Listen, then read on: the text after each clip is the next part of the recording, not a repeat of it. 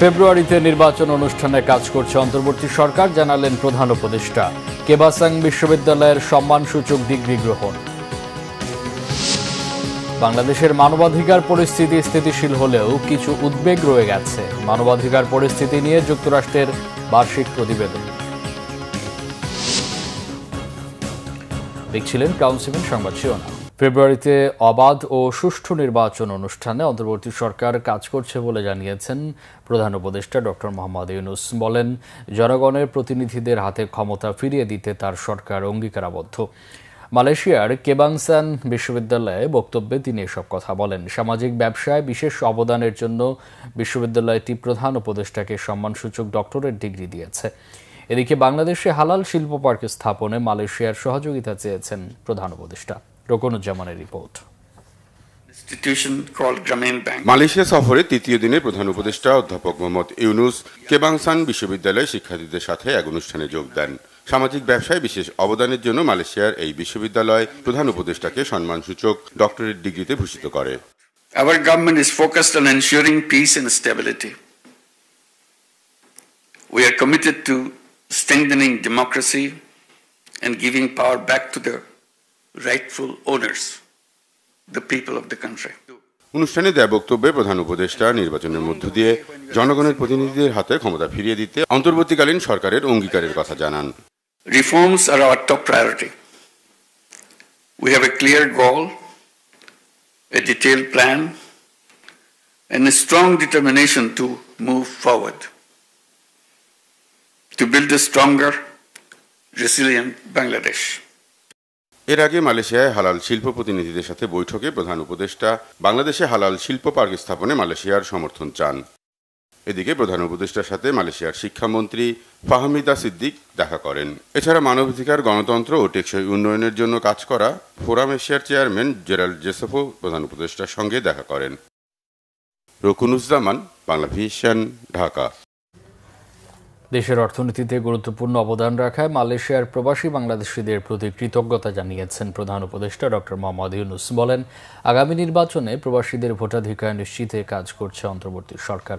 মঙ্গলবার কুয়ালালামপুরে প্রবাসী বাংলাদেশিদের সঙ্গে এক মত বিনিময় সভায় প্রধান উপদেষ্টা এসব কথা বলেন, অন্তর্বর্তী সরকার দায়িত্ব নেওয়ার পর থেকে চেষ্টা করছে প্রবাসীদের সঙ্গে আলোচনা করতে, তাদের কথাগুলো শুনতে।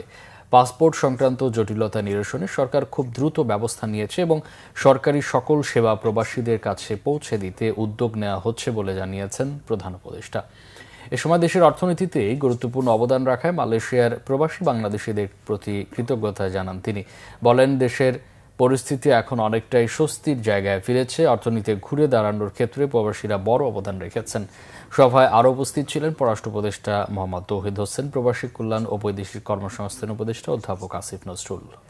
প্রবাসীদের জন্য এবার ভোটাধিকার দিতে হবে, এবার তারা যেন ভোট দিতে পারে। এটা আমাদের একটা নতুন অভিজ্ঞতা হবে। যে আমরা এখন নির্বাচনের দিকে রওনা হয়েছি, আশা করি একটা সুন্দর নির্বাচন আমরা করতে পারবো। বাংলাদেশের একটা রূপান্তর হবে। আমরা এক বছর শেষ করলাম সরকারের ইন্টারিম গভর্নমেন্টের, এই এক বছর, তারপরে ফেব্রুয়ারি পর্যন্ত গেলে আমরা আশা করি নির্বাচন, সুন্দর একটা নির্বাচনের মাধ্যমে আমরা ক্ষমতা নির্বাচিত প্রতিনিধিদের কাছে সমর্পণ করতে পারবো। মানবাধিকার পরিস্থিতি নিয়ে যুক্তরাষ্ট্রের বার্ষিক প্রতিবেদনে বলা হয়েছে, বাংলাদেশের মানবাধিকার পরিস্থিতি স্থিতিশীল হলেও কিছু উদ্বেগ রয়ে গেছে। দেশে দেশে মানবাধিকার পরিস্থিতির বিশদ বর্ণনা থাকলেও এতে অনুপস্থিত গাজা ইসরায়েলের বর্বরতার ভয়াবহতা। বাংলাদেশ নিয়ে 31 পৃষ্ঠার প্রতিবেদনটি প্রকাশ করেছে মার্কিন পররাষ্ট্র দপ্তর। এতে সাবেক শেখ হাসিনা সরকারের আমলে আইন শৃঙ্খলা বাহিনীর অংশগ্রহণে ব্যাপক হারে বিচার বহির্ভূত হত্যা, গুম, খুন, অমানবিক নির্যাতনের অভিযোগ আনা হয়েছে।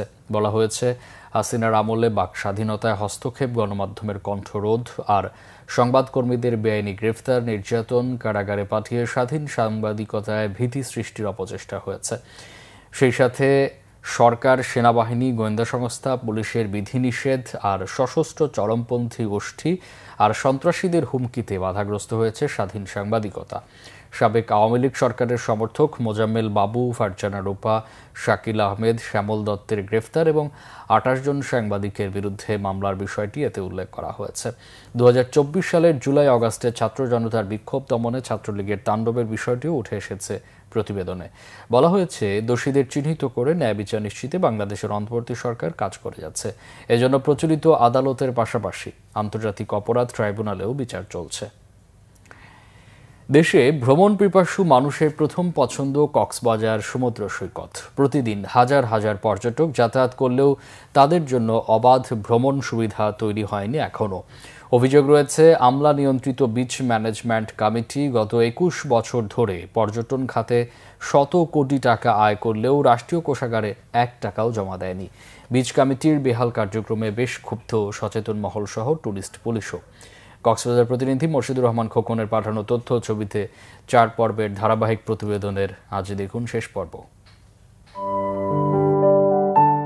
কক্সবাজার সমুদ্র সৈকতের বহুমুখী পরিচ্ছন্ন উন্নয়ন ও নতুন নতুন বিনোদনের উদ্যোগ নেয়ার জন্য 2005 সালে প্রথম গঠন করা হয় বিচ ম্যানেজমেন্ট কমিটি। 21 সদস্যের এই কমিটি গঠনের শুরুতে সৈকতের কিছু এলাকায় রাতে লাইটিংয়ের ব্যবস্থা করলেও গত 16 বছর ধরে বালুকাবেলায় লিজ দিয়ে পকেট ভারী করা ছাড়া আর কোনো উন্নয়নের ছোঁয়া লাগেনি। অভিযোগ রয়েছে, বালুর চরে ব্যবসার খাত বাড়িয়ে ইনকামের পাহাড় গড়েছে ওই কমিটি। 21 সদস্যের কমিটি নিয়ে দীর্ঘ 21 বছর পার হলেও দৃশ্যত যতটুকু উন্নয়ন হওয়ার কথা ছিল ততটুকু হয়নি বলে জানান হোটেল মোটেল গেস্ট হাউস মালিক সমিতির নেতা। অনিয়মের অভিযোগ চেম্বার সভাপতিরও। বিচ ম্যানেজমেন্ট কমিটি কিছু করে নাই এটা ঠিক নয়, অনেক কিছু করেছে, কিন্তু যত কিছু করার কথা ছিল বা প্রয়োজন ছিল হয়তো তত কিছু করতে পারে নাই। দীর্ঘদিন যাবত বিচ ম্যানেজমেন্ট কমিটিটা অনেকটা রাজনৈতিকভাবে নিয়ন্ত্রিত ছিল। এখনো সময় আছে বিচ ম্যানেজমেন্ট কমিটিটাকে আরো এফেক্টিভ করুক এবং এখান থেকে যেসব উপার্জন হয় এগুলা যাতে স্বচ্ছতা জবাবদিহিতার ভিত্তিতে এগুলা পাবলিকলি জানানো হোক। এদিকে চলতি অর্থ বছরে ব্যবসায়ী কার্ডের মূল্য দ্বিগুণ করে স্থানীয় বাসিন্দাদের কৌশলে ছাঁটাই করে জেলার বাইরের লোকদের সেখানে ব্যবসা চালানোর কার্ড দেওয়ার অভিযোগ প্রশাসনের বিরুদ্ধে। বিচের উন্নয়ন বলতে আমরা কোনো কিছু তো দৃশ্যমান দেখি না, শুধু দেখি ওনারা বিভিন্ন 5 স্টার হোটেলে পার্টি করেন। কার্ড বিক্রি হচ্ছে 3 থেকে 4 লক্ষ টাকায় এবং সেগুলো বিচ ম্যানেজমেন্ট কমিটির যারা সদস্য রয়েছে, আমরা রয়েছে, তাদের আত্মীয় স্বজনদেরকে দেওয়া হচ্ছে। সুষ্ঠু কার্যক্রমে নতুন কমিটি গঠনের উদ্যোগের কথা জানালেন বিচ ম্যানেজমেন্ট কমিটি। নতুন করে একটা বিচ ম্যানেজমেন্ট কমিটি হওয়ার জন্য জেলা প্রশাসক মহোদয় এটা মন্ত্রণালয়ে যোগাযোগ করছেন কিংবা লিখেছেন। বেসরকারি যারা প্রতিনিধি রয়েছেন তাদেরকে একটা পুনর্গঠিত নতুন একটা বিচ ম্যানেজমেন্ট কমিটি হলে তারা আসবেন, তারা কথা বলবেন, পর্যটনের উন্নয়নে আমরা সবাই মিলে কাজ করব। অব্যবস্থাপনায় নষ্ট হচ্ছে কক্সবাজার সমুদ্র সৈকতের অপরূপ সৌন্দর্য। সৈকতের উন্নয়নে একে অপরের মধ্যে কোনো সমন্বয় নেই বলেও দাবি পুলিশের এ কর্মকর্তার। পলিসি মেকিং লেভেলে সেখানে আমার কাছে মনে হচ্ছে আরও শক্ত হতে হবে। সব জায়গাতেই একটা কোথায় যেন একটা সিন্ডিকেট বন্ধ করতে হবে। যতক্ষণ সিন্ডিকেট বন্ধ না হবে ততক্ষণ পর্যন্ত বিচের কোনো ধরনের ব্যবস্থাপনার কোনো সঠিকতা আসবে না। সচেতন মহল ও বিশেষজ্ঞের দাবি, কক্সবাজারের দীর্ঘতম সমুদ্র সৈকতকে দেশি বিদেশি পর্যটক বান্ধব করা গেলে এ খাতের আয় আরও অনেক বাড়বে। Bangla vision news desk. এই ছিল এখনকার মতো। পরে সংবাদ বেলা 11টায়। এছাড়া বাংলা ভিশন সংবাদ ও সংবাদ সংশ্লিষ্ট অনুষ্ঠান দেখতে ভিজিট করুন www.bhnews24.com ও facebook.com/banglavisionnews এবং সাবস্ক্রাইব করুন youtube.com/banglavisionnews। এতক্ষণ সাথে থাকায় অসংখ্য ধন্যবাদ।